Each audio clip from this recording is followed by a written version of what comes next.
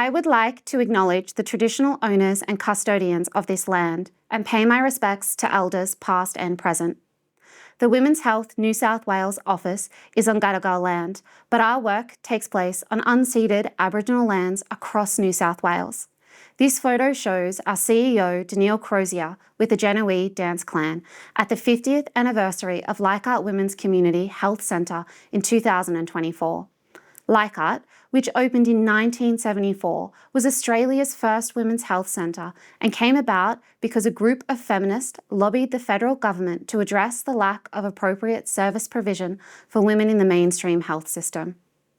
I would like to acknowledge the role those feminists played in our work today. My name is Courtney Artridge, and between 2023 and 2025, I worked on the Pathways Project, a Women's Health New South Wales-led initiative that was part of the Sexual Violence Project Fund administered by the New South Wales Department of Communities and Justice. The Pathways Project came about when Women's Health New South Wales identified a need to support and strengthen professional understanding and local capacity to respond to sexual assault-related non-fatal strangulation and acquired brain injury. While this started solely as a sexual violence project, when mapping the evidence, we discovered we couldn't address sexual assault-related strangulation without addressing strangulation in the context of domestic and family violence, and strangulation enacted with consent in a sexual context, commonly called sexual choking. While the health consequences of strangulation and sexual choking can overlap, we found that we needed to approach these issues differently, something you'll see drawn out in the information for women on our project website, itleftnomarks.com.au. We called the website It Left No Marks because almost half of women who have experienced strangulation will have no visible signs that it has occurred. We use the term women both to be in line with our remit at Women's Health New South Wales, but also because the research indicates in the context of violence, it is most often women who are the ones being strangled. In this recorded training, I will share what information we have on strangulation and sexual choking, along with some insights we have learned in rolling out this project. I will also show you some of the resources we have created that might support you in your own work. What is strangulation? Strangulation is any pressure applied to the neck, compressing and/or blocking airflow and/or blood flow going to or from the brain. Strangulation can occur when someone manually puts pressure on the neck. That's by using one or two hands, when someone comes from behind and uses their forearm to put the victim in a chokehold, or if they're pinned against a wall, or use of a ligature. A ligature is anything that can be wrapped around the neck, such as a belt, cord, rope, or scarf. Strangulation can occur in situations of sexual assault, intimate partner violence, and in consensual sex, commonly called sexual choking. As we're rolling out the Pathways Project, several valuable research papers were published relating to women's experiences of strangulation and sexual choking in the Australian context, including a paper published in February 2025 on strangulation deaths in Australian adults, and a 2024 paper on the prevalence of sexual choking among Australians aged between 18 and 35 years. Despite this increase in academic attention, there remains a significant data gap. Most available research is cross-sectional rather than longitudinal, it's quite small in sample size, and/or without demographic breakdown. What this means is at the time of recording, we don't have a clear picture of the local prevalence rate, and are yet to find data that supports assumptions on high-risk groups. For example, anecdotal feedback suggests that First Nations women may experience strangulation at a greater rate than non-Indigenous women, but we lack empirical evidence to back this up. Our medical understanding on the topic is reliant on studies related to brain injuries in athletes and military veterans. These studies are unsuitable because they mostly relate to males who have different pathologies than females. The mechanism of injury, so how the injury occurred, is also different. And individuals in these studies generally have access to advanced rehabilitation services, where we understand women experiencing violence are not always able to access appropriate medical services. As the Australian Women's Health Alliance pointed out in their 2024 position paper, A Gendered Lens on Acquired Brain Injury, there is a lack of research to account for the gendered differences in brain injury diagnosis, symptoms, prognosis, treatment, and recovery. Credible data can help us refine responses to those who experience strangulation and those engaging in sexual choking. It can help us identify high-risk populations, mitigate risks associated with permanent brain injury, and develop effective primary prevention strategies. Despite a lack of recent data, we can make an educated assumption that the majority of sexual assault-related strangulation occurs in intimate partner relationships. We know that sexual violence is most often perpetrated by an intimate partner. Data from 2021 also tells us that 27% of women who had experienced coercive control also reported that their partner had strangled, choked, or grabbed them by the throat. The most recent Australian study on the prevalence of sexual assault-related strangulation was conducted in Western Australia between 2009 and 2015. The study found 7.4% of sexual assaults involved strangulation. Prevalence was highest in people aged 30 to 39 who experienced strangulation at a rate of 15.1%. The study found women assaulted by an intimate partner were more likely to experience strangulation than those assaulted by friends, acquaintances, and strangers. The first study to highlight the risk of strangulation in domestic family violence homicide came out of the US in 2008. Updated research in the Australian context was published in February 2025. This study reviewed all closed interpersonal strangulation coronial cases between 2000 and 2021. It found over half of all perpetrator-victim relationships were intimate partner relationships at 52%.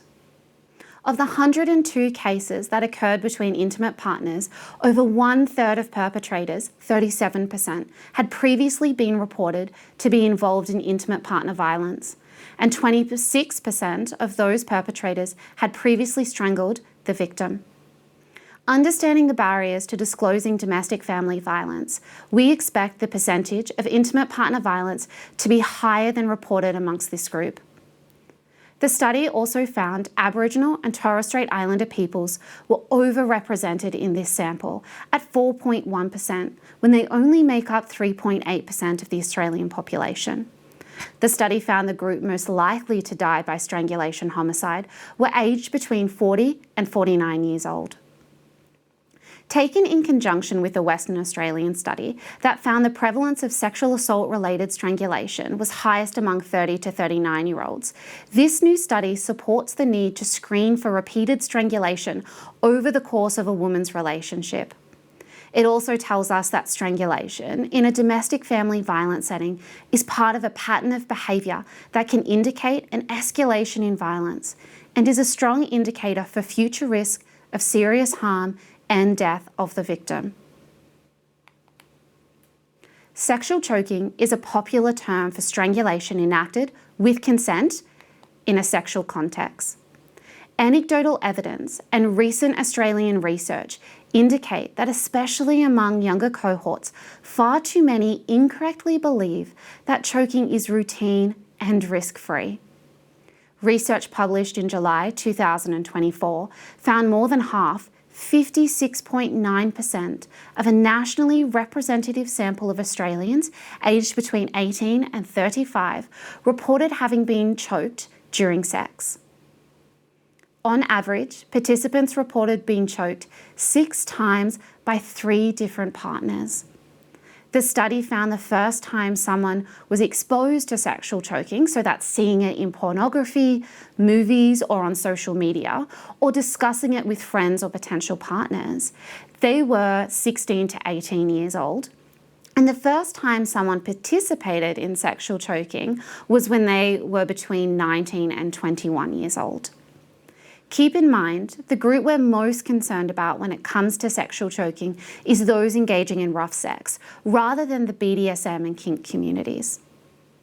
This is because kink communities are surrounded by a community of practice and have a shared definition of consent. There is no shared definition of rough sex. Rough sex to one person may mean hair pulling, to another it may include sexual choking. The notion that sexual choking is becoming a normal sexual practice should make us think about affirmative consent. Are people agreeing to each sexual act?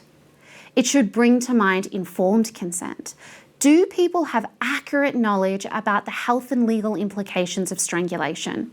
And what is consent under the influence of coercive control? Is consent to sexual choking genuine when your partner is also violent? The 2024 Australian study found in most cases consent was negotiated once, and giving consent once was taken to mean that they could be sexually choked any time they had sex in the future with that partner, rather than negotiating or renewing consent to be choked each time. There are an endless list of examples of how sexual choking and strangulation is becoming normalised. Here is a short list we found during a quick Google search. We found examples in media reports. Here, a young reporter asked to be choked unconscious by an MMA fighter. He chokes her. When she regains consciousness, she states, "That's so much better than drugs." We found it in the first episode of a popular TV show for young adults. We found it in song lyrics. We found it in fashion. We found it in comedy shows. We found it reported in the news as a crime. We found it in hashtags and academic studies, in memes, and in magazines. A literature review by Professor Debbie Herbenick in 2023 found men tend to use porn and women tend to use social media to inform their sexual practices. With an increase in easily accessible porn and an increase in the representation of rough sex, including sexual choking, within that pornography, as well as an increase in young viewership, it's not difficult to surmise that young men practice what they see on screen. But it's important to recognise that sexual choking is also demonstrated in the news, in images, memes, hashtags, TV shows, and movies. This is no longer a problem that can be combated by addressing porn. Sexual choking is everywhere. Research published in July 2024 found trans and gender diverse participants were more likely to have ever been choked during sex, 78%, followed by women, 60.5%, and men, 42.8%. Women, trans, and gender diverse participants reported sexual choking happening more often during sex than men. For those who had ever choked their partners, trans and gender diverse participants were more likely to participate at 74%, followed by men, 59.4%, and women at 40%. These results point to gendered sexual scripts within sexual choking, modelled by pornography and the media, where men are usually pitched as sexual aggressors and those being choked have less physical and social power. In the context of sexual violence, a UK study on the prevalence of strangulation in sexual assault found 96.6% of strangulation victim survivors were female, and that the alleged perpetrators of strangulation were male in 98% of cases. The Australian study on strangulation deaths I mentioned earlier found most victims were cisgender women, 68.2%, and most perpetrators were cisgender men at 88.5%. So what happens inside the body when someone is strangled?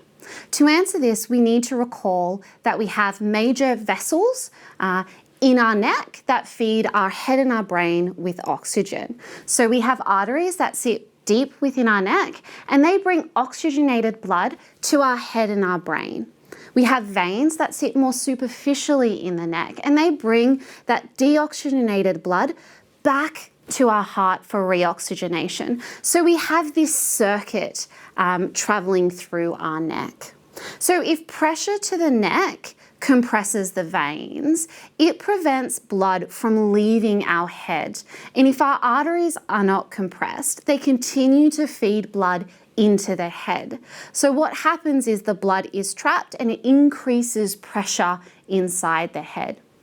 At the point of strangulation, the victim survivor may say they felt like there was a crushing pain in their head, or they felt like their head was going to pop. What you might see after is the victim survivor may have bloodshot eyes, or they may have petechiae. Petechiae are little burst blood vessels underneath the skin. So they look like little red dots, and they can occur under the eyes, they can occur behind the ears, or in the mucous lining of the mouth. The other thing that can happen when there's this increased pressure in the head is we can get what we call arterial dissection. So this is a weakening of the artery walls to the point that they are at risk of narrowing or collapsing in on themselves. The damage can also create tears in the artery wall, which can blow off clots. So this puts a woman at risk of stroke right up until those arterial walls are healed. If pressure to the neck compresses the arteries, there is a delay or stagnant flow of blood. This can reduce the oxygen supply to the brain and result in a hypoxic anoxic brain injury. So this is a brain injury caused by a lack of oxygen rather than a brain injury caused by trauma, so a hit or a blow to the head. The other thing that can happen is because of this delay or stagnant flow of blood, it can increase the risk of our blood clotting and it increase the risk of the woman having a stroke. If pressure to the neck damages the airway itself, okay, or restricts the airway itself, there can again be a lack of oxygen to the head and the brain, which can result in an anoxic hypoxic brain injury. There can also be swelling of the airway, which can make it difficult to breathe. Now, be mindful that this swelling can take days to occur. So, for example, if you saw the woman the morning after a strangulation event, she may be talking to you and have no trouble swallowing. But if you see her for a follow-up appointment the following day, she may have a husky voice, she may have difficulty swallowing, or she may even have difficulty breathing.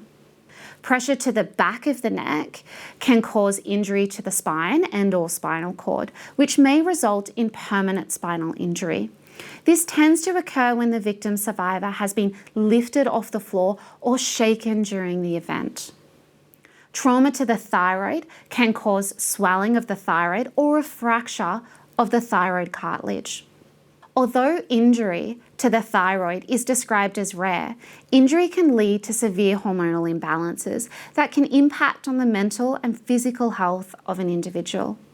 Finally, a hyoid bone fracture may lead to laceration of the airway and/or cause swelling of the C-spine tissue, specifically tissue that sits at the front rather than the back of the C-spine.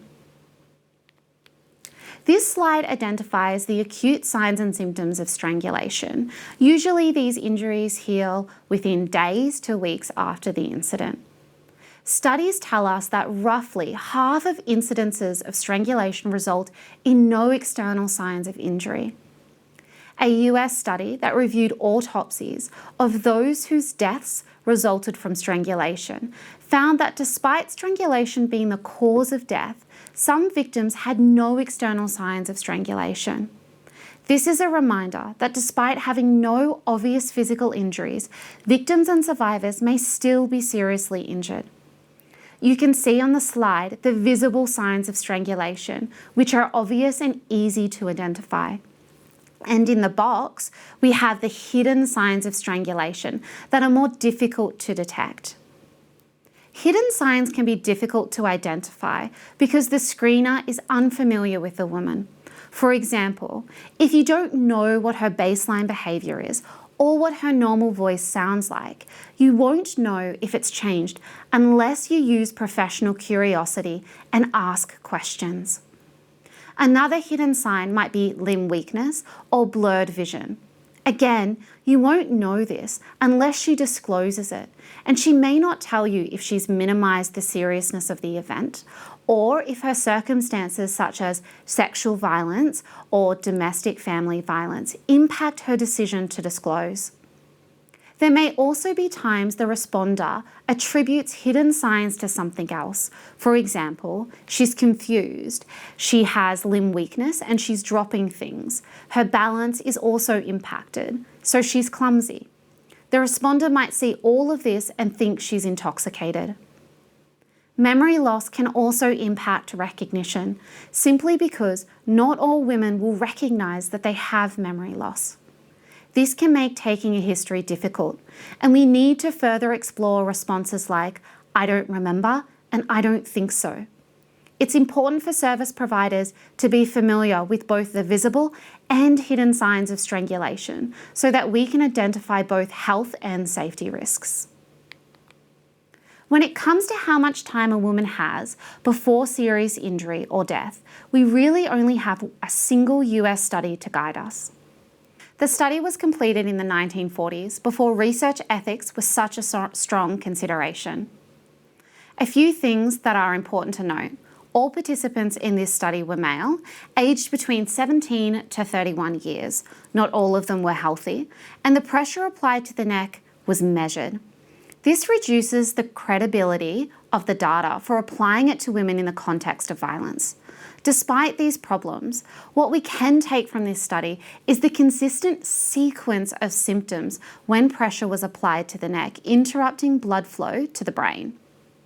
This timeline includes a loss of consciousness at 4 to 10 seconds, convulsions at 15 seconds, involuntary urination at 14 to 40 seconds, and a loss of bowel control in some participants at 30 seconds. Importantly, after 20 to 30 seconds of continued pressure blocking blood supply to the brain, participants experienced significant slowing of the heart rate. At this time, researchers stopped applying pressure to the neck. In some situations, the researchers had to use cardiac medication to get the participants' heart rate back up. The most important thing to take from this timeline is the order of events. Loss of consciousness, followed by loss of bladder control, and then convulsions, and so on. The time at which each change in condition occurred isn't as helpful because each person's neck is different, and in incidences of strangulation, no one is measuring the precise amount of pressure. It is the order of events that are going to help you identify when more serious injuries are likely. For example, if she reports losing bladder or bowel control, we know she was strangled past the point of losing consciousness and is at greater risk of serious injury. A brain injury is any injury that causes structural or functional changes to the brain. An acquired brain injury is the umbrella term for any brain injury caused after birth. Both strangulation and sexual choking can lead to an acquired brain injury due to a lack of oxygen or a stroke. We also need to consider traumatic brain injuries, which are caused by an external force that injures the brain, such as a hit to the head, because other forms of violence are often inflicted in conjunction with strangulation. There is growing evidence internationally that people who are strangled or sexually choked frequently experience changes to the structure and function of their brain, and that multiple mild brain injuries are correlated with cognitive deficits later in life. For example, a US study in 2021 found women who have been choked more than 5 times in their lifetime were more likely to report symptoms related to depression, anxiety, sadness, and loneliness compared to those who have never experienced sexual choking. A UK study found long-term cognitive deficits were associated with 3 or more lifetime mild traumatic brain injuries. Another US study found that undergraduates who engaged in sexual choking 4 or more times in the last 30 days were able to achieve the same results in a memory and response test to those who had never practiced sexual choking. However, those who did engage in sexual choking used different neural pathways to get the same results. This indicates that the brain has undergone a level of remodeling in order to function at its current capacity. We would need a life course study to find out how these brain changes will impact the women across their lives. On this slide, we have a summary of the neurological symptoms of a brain injury. This includes problems with executive function, regulating emotions, and vision and hearing disturbances. If we think about the symptoms women may have after experiences of violence, for example, she may have increased stress, trouble sleeping, or have headaches, we can see there is a significant overlap between the signs and symptoms of a brain injury and symptoms and injuries resulting from domestic, family, and sexual violence. There are also similarities between the symptoms of a brain injury and other experiences and medical conditions, including but not limited to experiences of post-traumatic stress, menopause, poor mental health, substance use, and thyroid conditions. This overlap of signs and symptoms can make it difficult to recognise that clients may have a potential brain injury and that need for professional medical support may be required. It also complicates a medical diagnosis of a brain injury. A brain injury diagnosis is further challenging because often a brain injury can hinder clients' efforts in advocating for themselves and identifying their own symptoms. Furthermore, these women are often also contending with partners that undermine their self-perception, continued threats in unsafe environments, and social norms that minimise the impact of strangulation. As the Australian Women's Health Alliance noted in a position paper on the gendered nature of brain injuries last year, women's acquired brain injury symptoms are often dismissed or wrongly attributed to psychological issues or alcohol and other drug use. As service providers, it is our role to work with the client to explore their needs so that we can provide a holistic response. This means identifying if there is a mechanism of injury for a potential brain injury and supporting them to access appropriate medical services if this is something that they want. In this slide, I'm going to talk about New South Wales legislation. If you work and live in another state, your legislation will be different, and you should seek out information on strangulation legislation in your state. Strangulation was part of the New South Wales Crimes Act since its inception. There have been 2 attempts to simplify and modernise the offence contained in Section 37 of the Act. In 2014, the offence was decoupled from strangling, choking, or suffocating with the intent to commit or assist someone else to commit another indictable offence. Prior to 2014, it was strangulation in order to rape or rob someone that was criminalised. The 2014 changes didn't result in as many prosecutions as they'd hoped. So in 2018, they amended the law again and added the 3rd offence, subsection 37(1)(a). This offence is just for intentionally strangling someone without their consent. Here, you don't have to prove they were rendered unconscious, incapable of resisting, or that the perpetrator did so with recklessness, or that they were strangling in order to commit another crime. Strangulation offences carry a maximum penalty of 5 to 25 years imprisonment, depending on which of the 3 offences it is. No formal research into the efficacy of the new strangulation offence in New South Wales has been conducted yet, but data from New South Wales Bureau of Crime Statistics and Research show a significant uptick in strangulation charges being laid since the 2018 changes. For example, in the 3 years leading up to the addition of subsection 37(1)(a), so the 2014 changes, there were fewer than 300 strangulation charges laid each year. However, in 2022, there were an additional 1,529 charges laid under subsection 37(1)(a).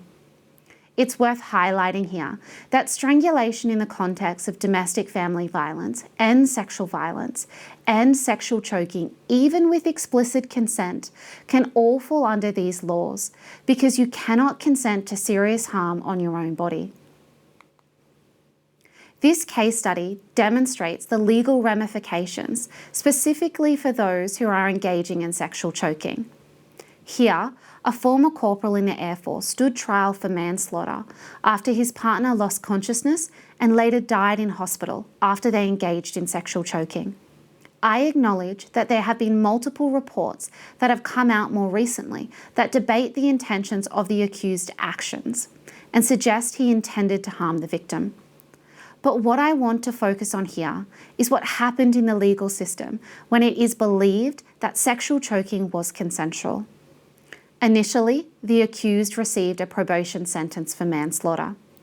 The lack of jail time was deemed appropriate by the judge because of consent. The judge believed sexual choking was a common practice between the couple. He believed the accused cared for the victim because he performed CPR and called an ambulance immediately after the victim lost consciousness. The case was flagged because the sentence didn't match the charge of manslaughter. A non-custodial sentence for manslaughter is ultimately not permissible by law. The sentence was corrected and the accused received a 22-month custodial sentence. While it might seem a short sentence for an act that resulted in a loss of life, it is useful as a learning point. Even if you engage in consensual sexual choking, if something goes wrong, you can still go to jail. Through rolling out our project, we have identified 4 key points that will empower you to make a better response to women with experiences of strangulation, sexual choking, and acquired brain injury. We'll go through these now. How we ask women about strangulation and sexual choking matters. Strangulation is a commonly misunderstood term shrouded in alternative labels and misconceptions. The differences in terminology used by the media, the general public, sector workers, the law, and academics all impact reporting rates, limit the accuracy of screening tools, and impede effective service responses to women. The general public, informed by the media, tend to call strangulation choking. They may also use a headlock, being pinned down, being put in a chokehold. The kink and BDSM community might refer to strangulation as breath play or erotic asphyxiation. Some people think the word strangulation only applies if the event is fatal. Service level data can be affected if service providers, including police, fail to recognise phrasing like, "he tried to strangle choke me," still means that strangulation has occurred. Strangulation sounds very serious. It's the term used in the New South Wales Crimes Act. This can make victim survivors choose alternative language to minimise the seriousness of strangulation. Victim survivors can also minimise what has occurred because the person who engaged them to participate in sexual choking is the one setting the discourse. This might be intentional, a part of coercive control, or it might be because they themselves don't know the risks, so they present sexual choking as nothing to worry about or a normal part of sex. A Queensland study found some women do not disclose strangulation because they do not relate their experience with screening questions. A recent UK study asked the same group of victim survivors 2 questions. When the women were asked if they had been strangled, 45% said yes. When the women were asked if they had been held in a way that meant they couldn't breathe, 75% said yes.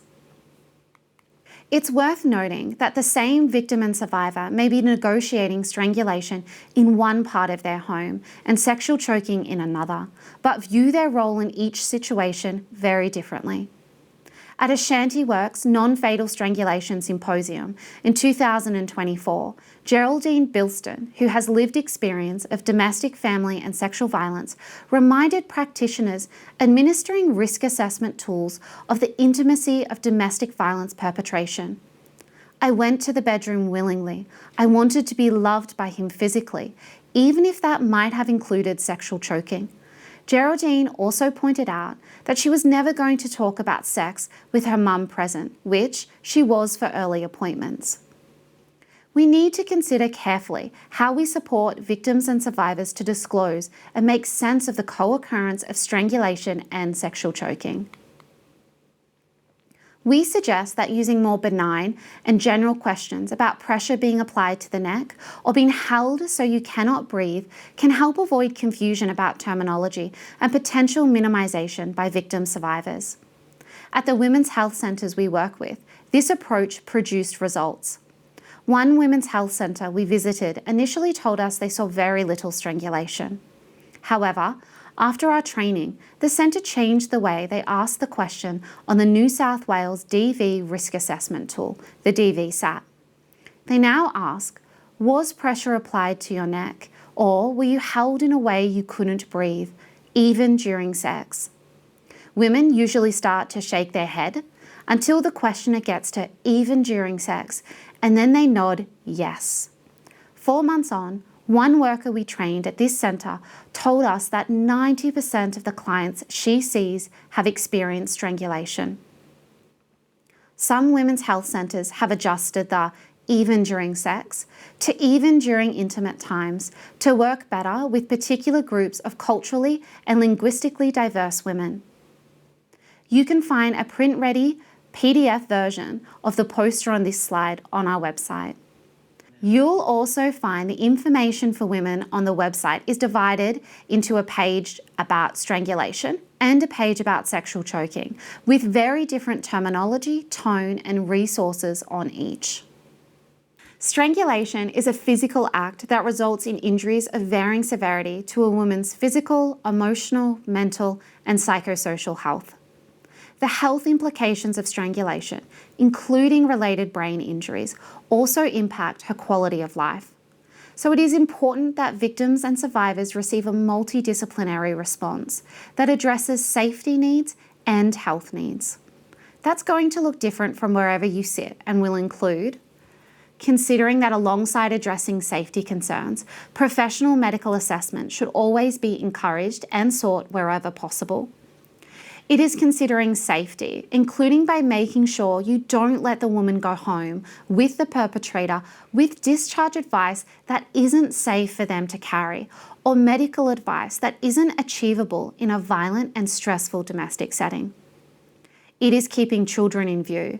This is not just in terms of mandatory reporting obligations, but also considering the intergenerational effects of violence, connecting kids present in the home for strangulation to early intervention services. We should also remain cognizant that kids might be experiencing violence themselves, including strangulation, directly from the perpetrator. It also means keeping legal and compensatory options in mind in case the woman chooses to pursue them later down the track, like paying attention to how we record incidences of strangulation in our case notes. You'll find some resources about case notes on our website on the service provider page too. We helped our teams in the women's health centres across New South Wales keep a multidisciplinary response in mind by creating a statewide guideline that forms the basis of each centre's organisational protocol and local referral pathways. The guidelines start with 2 at-a-glance flowcharts, one for strangulation in the context of violence and one for sexual choking. These flowcharts guide the service provider through making a multidisciplinary response. Each women's health centre customised these guidelines to reflect their internal services and the external services available in their local area. These guidelines are up on our website as a tool external services can adopt and customise as well. When we created an evidence brief for this project, we found some key gaps in data about women's experiences of strangulation and sexual choking. More data relevant to the Australian population will help us identify at-risk groups among our communities. More data will see state-based health organisations refine clinical protocols relating to when an MRI or other medical imaging is necessary after strangulation. We also found a bit of a blind spot when it comes to strangulation and sexual choking being mechanisms of injury for brain injuries. This data gap feeds into what options are available to women who might have acquired a mild brain injury from strangulation or sexual choking. This includes a lack of free or low-cost ways to assess a brain injury and a lack of free or low-cost therapies to help the woman manage any life impacts that brain injury might be causing. Without a proper diagnosis, there can be diminished access to social supports like the NDIS or to just legal and compensatory outcomes that recognise the full extent of the woman's injuries. Within our network of women's health centres, we have reformed the way we collect data on these issues, so we can advocate for improved access to brain injury and other services the women we see need. One of the barriers for women who might have an acquired brain injury from strangulation or sexual choking is accessing the mainstream health system. To assist women getting access to healthcare, we produced a medical referral letter, which is designed to help the woman to communicate to a health professional any signs and symptoms she's experiencing and the impact she feels the strangulation has had on her day-to-day functioning. The medical referral template can be particularly useful for women you suspect may have an acquired brain injury, who might find the process of explaining what's going on stressful or challenging. So once you have screened and identified a mechanism of injury for a brain injury, so strangulation or sexual choking, you would complete an assessment, which will help you work out how serious the strangulation was and if the client has any symptoms that are considered medical red flags. You can fill in a medical referral letter with the client. The letter includes state-specific resources for GPs who might not have seen someone who's been strangled or sexually choked before. It's available on our website with space for you to add your logo and service details. We supplemented this resource by working with GPs across the state to build awareness of strangulation and sexual choking as women's health issues, so they're not surprised to receive one of these. We encourage you to connect with the GPs in your local area to ensure they're familiar with any resources you choose to use. Getting women connected to mainstream health settings will also require effective health promotion from service providers. You'll find a range of tools on our website to help you to explain to women what's happening in the body when you are strangled or sexually choked. We've made a video for women and a brochure that covers both strangulation and sexual choking, again with a gap for you to insert your own service details. You'll also find a video for GPs and one for service providers working with women that you can show in your workplace. The information I have shared today is a taste of the resources we have available for service providers, healthcare providers and women on the It Left No Marks website. Together we hope to ensure that there is no wrong door for women experiencing strangulation, sexual choking and brain injury, and that women's holistic needs are being met when they choose to disclose these experiences to us.